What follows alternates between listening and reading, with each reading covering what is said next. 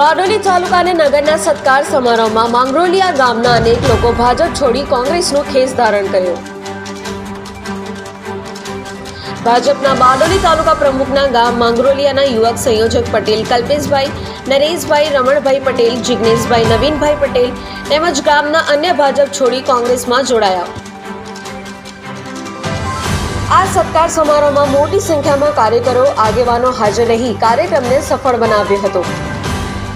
કાર્યક્રમનું આયોજન પ્રદેશ મહામંત્રી તરુણભાઈ વાઘેલા, તાલુકા પ્રમુખ અનુપભાઈ વ્યાસ, સ્વાતિ પટેલ, કિરણભાઈ લાકડાવાળા દ્વારા કરવામાં આવ્યું હતું।